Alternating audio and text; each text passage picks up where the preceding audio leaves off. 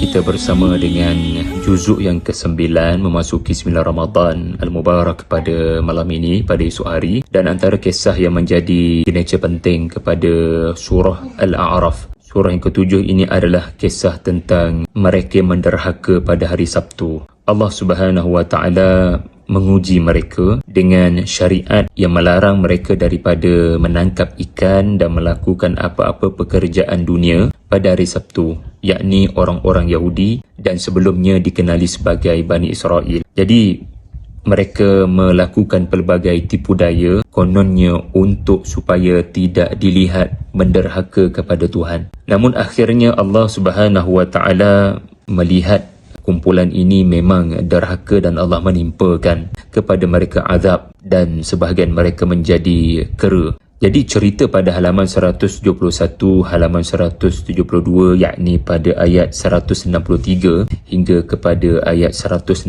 ini, ia bukan hanya cerita Ashab As-Sabti, mereka yang derhaka kepada Allah pada hari Sabtu. Apa yang menarik perhatian saya adalah Allah merakamkan bagaimana ada sekumpulan manusia dalam penduduk yang berhampiran dengan laut berkenaan yang melarang daripada satu kumpulan melakukan amar ma'ruf dan nahi munkar. Satu kumpulan berkata tak perlulah nak menegur mereka kerana mereka tidak akan boleh menerima teguran. Sudah tidak ada faedah untuk menegur mereka. Dan Allah akan musnahkan mereka bila tiba masanya nanti. So tidak ada faedah kepada apa yang kamu lakukan sekarang, wahai kumpulan yang sedang melakukan amar ma'ruf dan nahi munkar, yang cuba menegur perbuatan melanggar menangkap ikan pada hari Sabtu berkenaan. Namun demikian jawapan daripada kumpulan yang melakukan amal ma'ruf ini, yang melakukan kerja Ashabul A'raf ini adalah ma'dziratan ila rabbikum. Kami buat kerja dakwah ini memang bukan untuk mengubah mereka. Kami buat supaya kami boleh jawab depan Allah Azza wa Jalla nanti bahawasanya